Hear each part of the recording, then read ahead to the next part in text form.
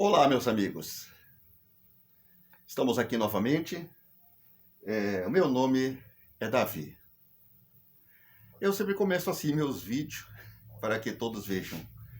Este é o meu nome, Davi. E enfrentamos um gigante. A batalha é espiritual, não é carnal. Aí quando você fala em espiritual, você fala em que não se vê, mas que se percebe que ela está no ar e que nós devemos vencer. No livro de João, capítulo 3, versículo 16, existe uma palavra muito conhecida. Todos conhecem, todos ouvem, todos recitam. E vamos meditar nela um pouco, nesta palavra, para vermos algo que muitas vezes nós não vemos, porque lemos e esquecemos. Nos detenhamos nela, capítulo do livro do Evangelho de João, capítulo 3, acha aí na tua Bíblia, ou guarda na tua memória para depois conversar com algum evangélico, ou com alguém que dê estudos evangélicos, que seja instruído na palavra de Deus, e fala a ele sobre este programa que nós temos de ensinar, enviar e incentivar as pessoas, até mesmo os pregadores, a pregarem a palavra do Senhor de uma maneira diferente, não aquela que estamos habitualmente acostumados a dizer a eles apenas aquilo que convém dizermos. E vamos embora e achamos que fizemos uma grande coisa para o Senhor. No livro de João, capítulo 3, versículo 16, diz: porque Deus amou o mundo de tal maneira que deu o seu Filho unigênito, para que todo aquele que nele crê não pereça, mas tenha a vida eterna. Porque Deus enviou o seu Filho ao mundo, não para que condenasse o mundo, mas para que o mundo fosse salvo por ele. Quem crê nele não é condenado, mas quem não crê já está condenado, porque não crê no nome do unigênito Filho de Deus. Versículo 16 até o versículo 18 é o que nós lemos. Começando, irmãos e amados ouvintes, nós podemos entender que Deus amou o mundo de tal maneira que enviou seu Filho unigênito ao mundo para que todo aquele que crê nele fosse salvo, né?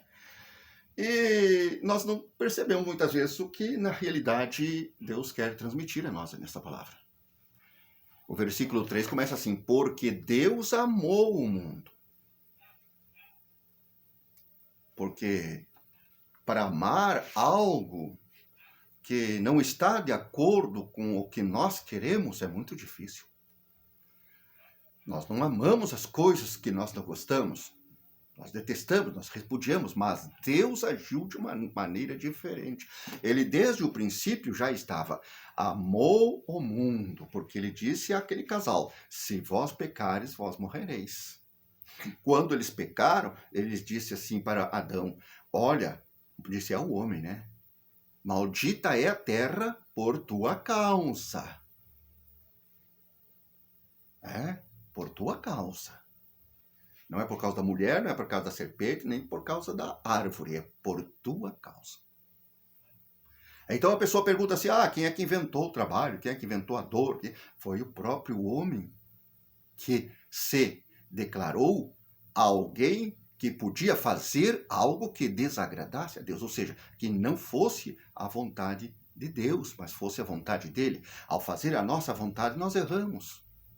Porque Deus amou o mundo. Há muitas guerras, há muita destruição, há muita inveja, ciúme, contenda, atrito, contrito, conflito, patricídio e outros isídios aí. Os presídios estão cheios, os países estão guerreando uns com os outros, os grandão fazem a guerra e mandam os pequenos morrer, mas eles não morrem. Então, essa é uma maneira diferente de amar a mundo. Eles odeiam.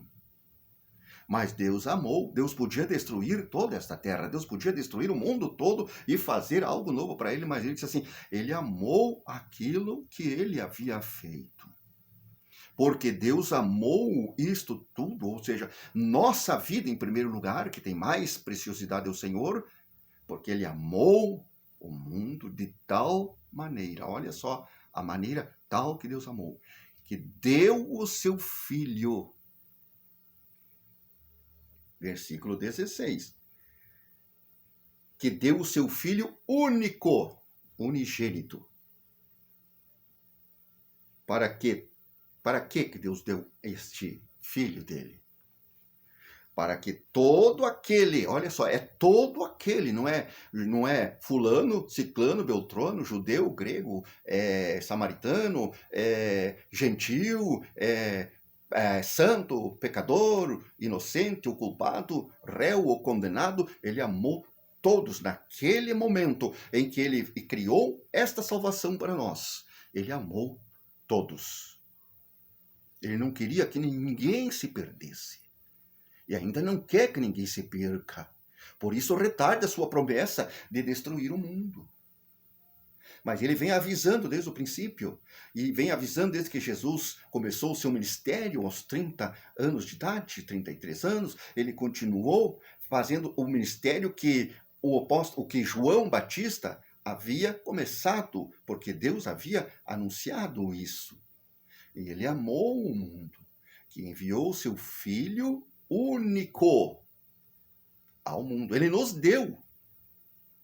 Olha só, irmãos e ouvintes, ele deu o seu Filho para nós. Ele deu o seu Filho unigênito pela salvação do mundo. Às vezes nós procuramos um Salvador em vários lugares, mas há algum Deus que deu um Salvador da maneira como Deus deu, entregou o seu Filho para o mundo, para que o mundo fosse salvo por ele. E quando falo em mundo, nós estamos incluindo neste mundo. Você está incluído neste mundo, porque Deus amou o mundo. Você é um, eu sou um, amado por Deus, que não quer que se perca. Porque Deus amou o mundo de tal maneira que deu o seu Filho. Então, se ele deu, ele é teu. Ele é meu, ele é nosso, ele é de todos aqueles que o aceitarem. Porque ele não quer que ninguém pereça. Se você não quer perecer, você deve entender a ordem de Deus que diz que todo aquele que nele crê tem a vida eterna. E Jesus ainda diz, e a vida eterna é essa, que creiam em Deus Pai e no seu Filho unigênito, qual deu sua vida por nós, em resgate de muitos.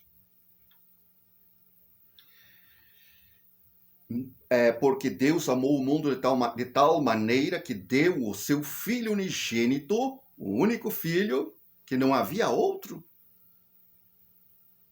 Adão havia se perdido. Deus o havia expulsado.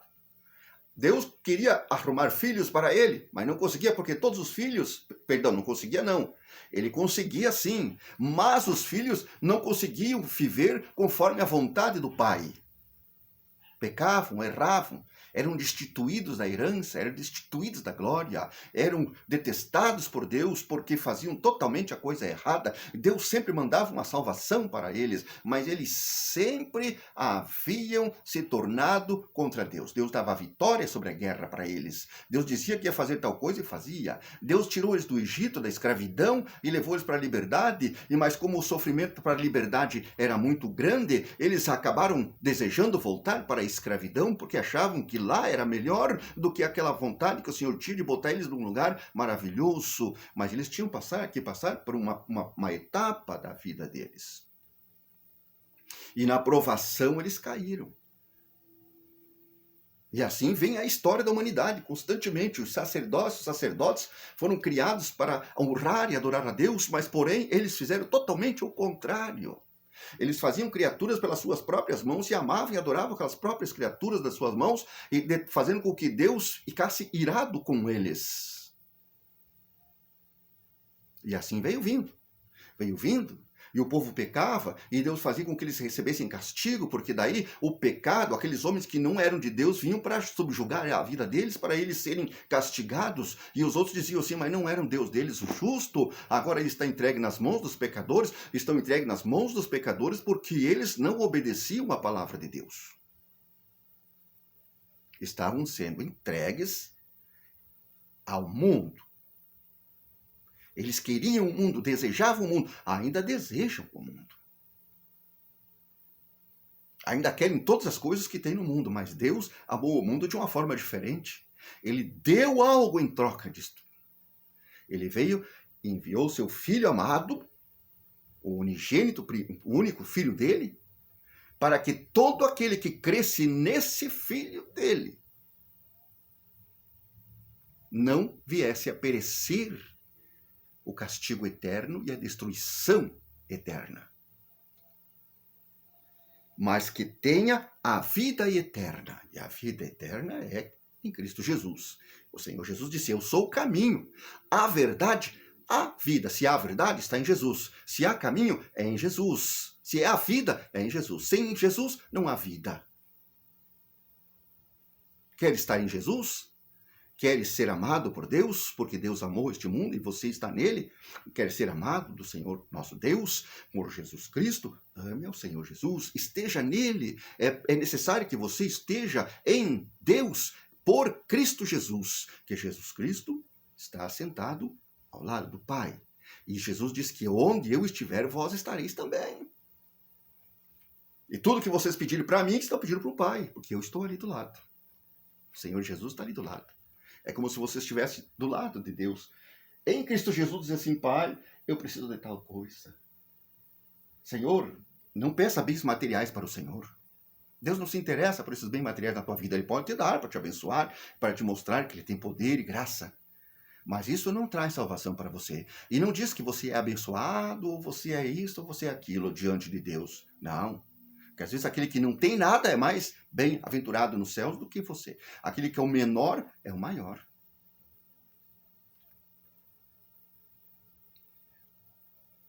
Todo aqui deu o seu Filho para nós, para que nós crescêssemos nele e não perecêssemos, mas sim, viéssemos conseguir a vida eterna por ele.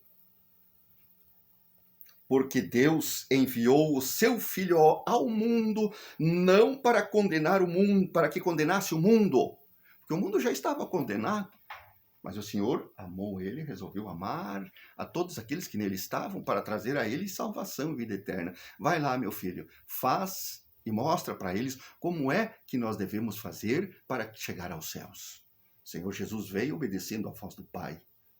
O Filho unigênito, aquele que criou todas as coisas, agora estava aqui conosco. João, capítulo 1. Ele era a luz do mundo. E os homens amaram mais as trevas do que a luz. Então, irmãos, Deus enviou o seu Filho ao mundo não para que condenasse o mundo, porque ele veio para salvar. Se ele veio para salvar, não veio para condenar. Não cabe ao Senhor Jesus condenar, quem condena é o Pai. E quando Jesus Cristo for tirado da terra e a igreja subir com Cristo e você salvo com Cristo, porque aceitou ser salvo do mundo, porque Deus te amou e amou tanto que enviou o seu Filho para que você fosse morar com ele, aí então, prepara-te para te encontrar com Deus. Aí é que vem o problema. O amor de Deus está em Cristo Jesus. O amor do Pai está em Cristo Jesus, que enviou ele para te salvar. Ele deu ele para você. Se você não quer, não aceitar ele, você está automaticamente perdido, porque não existe outro caminho para o céu. Não para que condenasse o mundo, mas para que o mundo fosse salvo por ele. Você está preparado para ser salvo? Você está procurando uma salvação, quem sabe, em um lugar separado? Você está pensando que vai morrer e vai voltar, vai morrer e vai voltar? Não existe isso, não existe. Depois da morte, esqueça, ali não há ciência e nem indústria. Ciência porque você não vai saber o que fazer para sair dali. Você está simplesmente ciente de que está perdido. Indústria, você não vai poder fazer nada, fabricar, engenhar, produzir, ou dar para alguém produzir, não vai ter nada disso. Ali não há ciência nem indústria. Porque o que você tinha que fazer é agora em vida que o Senhor te deu. Este corpo que o Senhor te deu, como no princípio, formou do pó da terra. Esse corpo vai perecer. Mas o espírito que é de Deus vai para Deus e a tua alma, a alma que é você, vai ter que se encontrar com Jesus. Esta é a que vai para a eternidade, com Deus ou sem Deus. Todos vão ir para o céu, todos. Alguns para a condenação e outros para a salvação. E dali terá um destino diferente. Mas para que o mundo fosse salvo por ele. No versículo 18, quem crê nele não é condenado. Engraçado, né? Quem crê nele não é condenado. Mas este crer tem algo diferente da crença no mundo, na crença nas outras coisas. É quem crê nele. Não diz aqui quem quiser crer em outros e depois vir crer nele, vai ser salvo. Não vai ser crente que foi por tabela, foi pulando de galho em galho até que chegou em Jesus. Não. É quem crer nele. Não existe outro nome pelo qual devamos ser salvos senão Cristo Jesus, o Senhor, Filho de Deus unigênito, que o Pai enviou e nos deu como Salvador. Seu amor nos deu. Quem crê nele não é condenado. Mas quem não crê já está condenado. Se você não crê nele, mas crê em outro, já está condenado. A tua condenação é essa. Não creu no Filho, creu em outras coisas. Creu num objeto, creu num homem, creu numa pessoa que morreu, ainda nem ressuscitou. Jesus ressuscitou, está à destra do Pai, sentado à destra do Pai, intercedendo por nós e atendendo às nossas orações, nossos pedidos, agindo no meio de nós, enviando o seu Espírito Santo e o próprio Pai para nos abençoar. Não digo enviando, mas o Pai está em Cristo e Cristo está em nós. E nós estamos com Deus, então, e o Espírito de Deus está em nós. Se é que o Espírito Santo de Deus está em vós. Se é que Cristo Jesus está em vós. Quem crê nele não é condenado. Mas quem não crê nele já está condenado. Porquanto não crê no nome do unigênito do Filho de Deus. Deus deu um nome para ele. Deus deu Jesus para nós.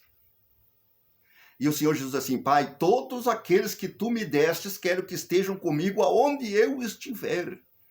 E o Senhor disse assim, onde estiverem 2 ou 3 reunidos em meu nome, ali estarei no meio deles. Onde estiver uma multidão reunida em meu nome, ali estarei no meio deles. Mas eles têm que estar reunidos no nome de Jesus. Eles têm que estar em Jesus. E Jesus está, então, eles estando em Jesus, ele está em Deus. E ele estando em Deus, o Espírito Santo do Pai está agindo no meio de todos. Porque ele não está num e nem no outro, ele está no meio. Ninguém toma posse daquilo que não é seu.